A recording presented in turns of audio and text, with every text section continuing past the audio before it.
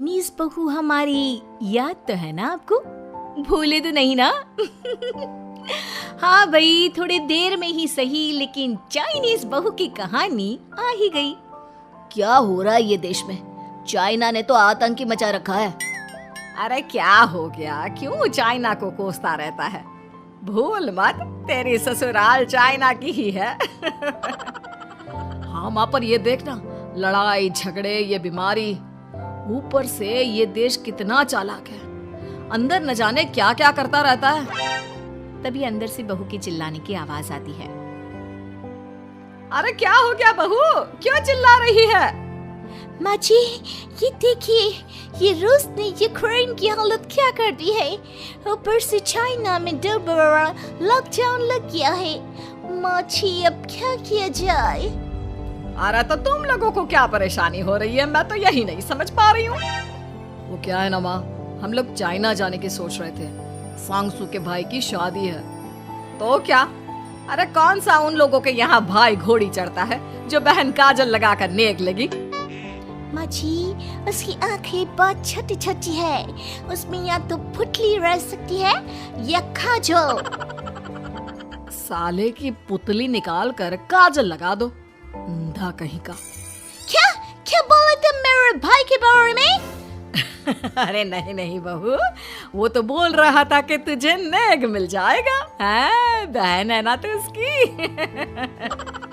नहीं नहीं माँ जी, मैं सब समझती, ये मेरे भाई का मजाक बनाते रहते। कितना सीधा है मेरा भाई, बिल्कुल छिपकली जैसा। नहीं नहीं बहू, सीधा गाय जैसा होता है। सही पकड़े हैं माँ जी। हाँ, तो मेरे भाई की शादी है, मैं चाइना जरूर जाऊंगी। तभी एक पड़ोसन आ जाती है। अरे नहीं नहीं बहू, तू कहीं ना जा, हम लोगों का मन कैसे लगेगा तेरे बिना। ले बहू, तेरे भाई के लिए ये शॉल रख ले, हमारी तरफ से गिफ्ट कर देना।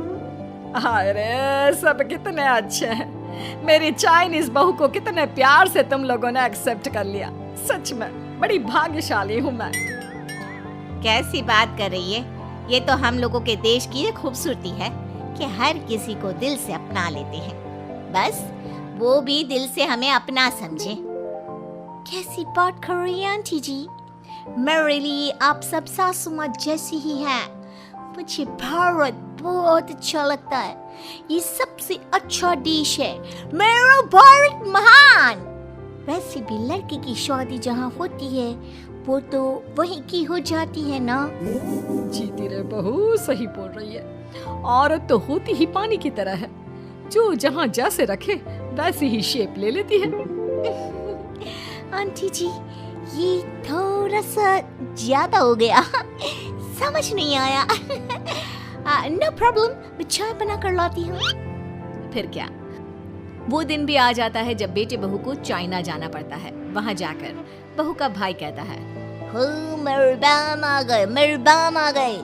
मैंने सबको बोला कि सब हिंदी में बात करेंगे, नहीं तो बहन नाराज हो जाएगी। थैंक्स बॉय, हिंदी मेरी भाषा है। आप मुझे उसमें बात करना अच्छा लगता है। आपने जीजा जी से मिलो। ओ बहन, तुम अंदर चलो। सभी बहू को अंदर लेकर चले जाते हैं, लेकिन सांगसू का पति, वो तो बेचारा चाइना के ससुराल के आंगन में अकेला खड़ा रहता है। काफी देर तक जब कोई उसे नहीं पूछता तो वो माँ को घर पर फोन करता है। हाँ बेटा, पहुँच गए ना कुशल मंगल? हाँ माँ, लेकिन सांगसू पता नहीं कहाँ है, वो तो अंदर गई है, तब से बाहर आई ही नहीं। अरे कैसी बात कर रहा है, तो तू अंदर चला जा, तू बाहर क्यों है? अरे दामाद है तू वहाँ का, उन लोगों ने तुझे बिठाया, चाय पानी कुछ नहीं पूछा? नहीं ना माँ।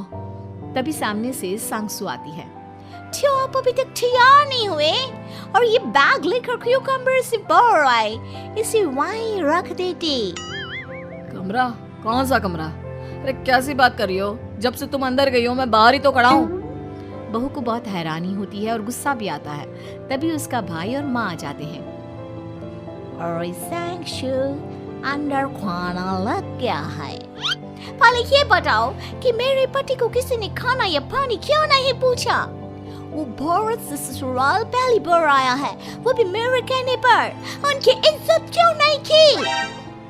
देख बेटी, तूने जबरदस्ती जिद में शादी की थी तो हम लोगों ने कर दी, लेकिन अब तुम ये सोचो, पूरी चाइना में मैं इस इंडियन को अपना दामाद बताऊं? So sorry. हाँ संगसू, और तुम भी चुप रहना, नहीं तो वो लोग मेरी शादी तोड़ देंगे। ओह, ऐसी बात है। कोई बात नहीं, मैं बाहर होटल में रह लेता हूँ, तुम वही करो जो ये लोग चाहते हैं। कैसी बात कर रहे हो? शादी के बाद पति जैसा भी हो, जो भी हो, पति होता है। वैसे भी तुम्हारे पूरे परिवार ने, सबने बिना सोचे मेरा साथ दिया, मुझे एक्सेप्ट किया, प्यार किया। मैं अपने देश में आपको अकेला कैसे छोड़ सकती हूँ? ये हिंदी फिल्म का ड्रामा बंद करो, मैं अभी अब बर्दाश्त नहीं करूँगी। चुपचाप अंदर चलो, नहीं तो ये शादी वादी यहीं खत्म करके इसे अकेले ही इंडिया जाना पड़ेगा। कैसी बात कर रही हो माँ? ये मेरे पति हैं। है नहीं था, हम लोगों ने यहाँ वकील को बुला लिया है, जिसके बाद अब तेरा तलाक करा के हम यहाँ के चाइनीज लड़के से तेरी शादी करा देंगे। अरे कैसी बात कर रहे हो? हम तो यहाँ तुम्हारी शादी के लिए आए थे। नहीं नहीं, मैं सांगसू के बिना नहीं रह सकता हूँ। हाई वोल्टेज ड्रामा होने के बाद से ही सारा माहौल खराब हो जाता है कि तभी एक लड़की आती है। मैंने सारा इंतजाम कर दिया है, सांगसू की शादी का मंडप परसों लग जाएगा, तब तक इसके पति को कमरे में बंद कर देते हैं। सभी सांगसू के पति का हाथ बांधकर उसे कमरे में बंद कर देते हैं। ये क्या कानूनी है? आप लोग मेरे पति के साथ ऐसा नहीं कर सकते हैं। मैं किसी से शादी नहीं करूंगी, ये साफ बात है। पहले मैं अपनी शादी करूं, फिर तेरी भी शादी करवा दूंगा। सब कुछ तय हो जाता है, भाई की शादी हो जाती है। फिर वो दिन भी आ जाता है जब सांगसू की शादी वो लोग जबरदस्ती करने के लिए उसे मंडप पर ले जाते हैं। ऐसा मत करो, ये मेरी बीवी है। मैं किसी से शादी नहीं करूंगी।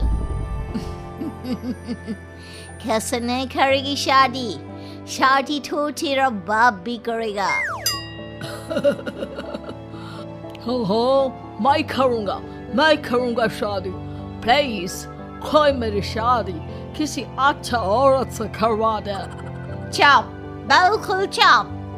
फिर माँ सांगसू और उसके पति से कहती है, तुम लोगों का बच्चा मेरी कैद में है। अगर तुम लोगों ने कोई भी होशियारी की तो मैं इस बच्चे को मार दूंगी। दोनों माँ का रूप देखकर हैरान हो जाते हैं। बच्चे की खातिर दोनों शांत हो जाते हैं और शादी की रस्में शुरू हो जाती है कि तभी सांगसू की सास पुलिस के साथ आ जाती है। माँ, सरसू माँ आ गई, मेरी माँ आ गई। माँ प्लीज हम लोगों को बचाकर वापस ले चलो। पुलिस सभी को गिरफ्तार कर लेती है।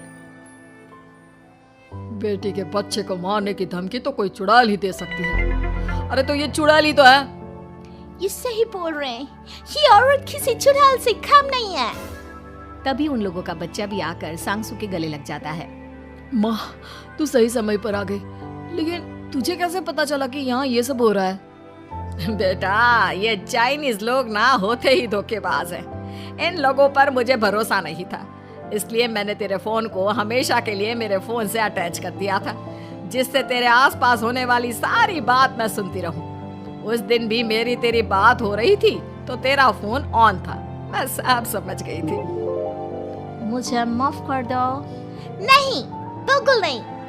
चलिए माँ जी, इंडिया वापस चलते हैं। आज के बाद मैं यहाँ कभी नहीं आऊंगी।